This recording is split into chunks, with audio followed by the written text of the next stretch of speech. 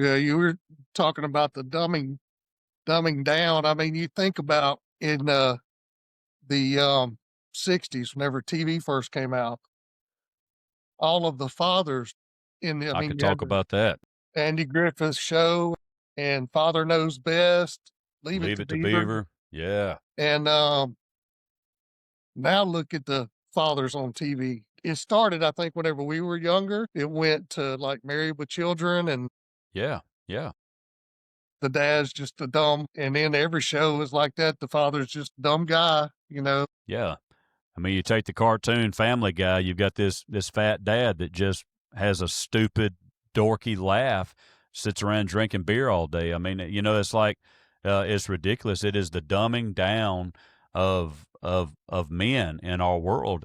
And and when you look at it like back like you did, I think I'm the last of the Gen Xers. I was a '79 kid, and so whenever I came through, I'm just like you. I'm watching all of these men sitcoms, these sitcoms that they highlighted the benefit of a man in the home. But by the time you have the Married with Children, by the time you have even up a little later than that, when you have Friends, think about Friends back then. Yeah. And I know a lot of people like that, but you have these guys that are there and they're just hooking up. They're in the hookup culture. It was the beginning, probably the beginning of hookup culture as far as you and I are concerned with television. But you have that going on, but you've got these guys that it just shows how ignorant, or if you want to say how dumb or how stupid they are. They characterized them that way, and they kept making the women just look like they were just so far superior than the guys. And trust me, I'm not taking anything away from women, their smarts, their ability, any of those things.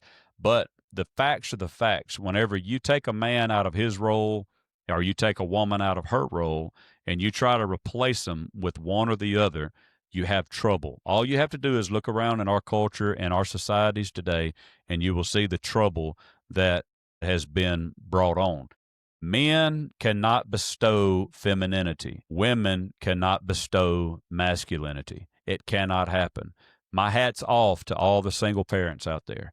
There are so many women out there in the world who have tried, or who have had to, they've been forced to raise their children by themselves. And I think part of that reason is why? Because there have not been enough men in leadership positions in churches or in government or teachers in school who have actually stood up and talked about the importance of men. And so those fathers in the home, they were absent. Moms are trying to do their very best, but at the end of the day, Bill, a woman cannot teach a boy how to be a man.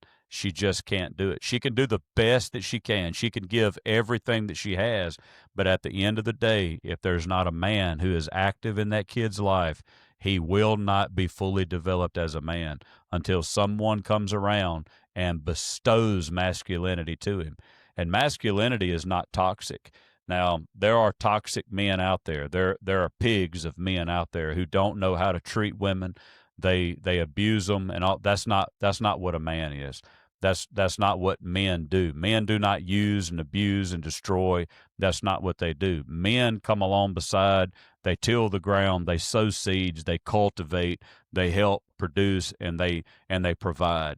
These are so many things that men do upon so many other things that we could talk about. But I don't want to just keep beating a dead horse. What I'm trying to say is just that men are so important. They are vital in our society. And if we try to take men out of the society, we will see worse in our society in the future than we are seeing today.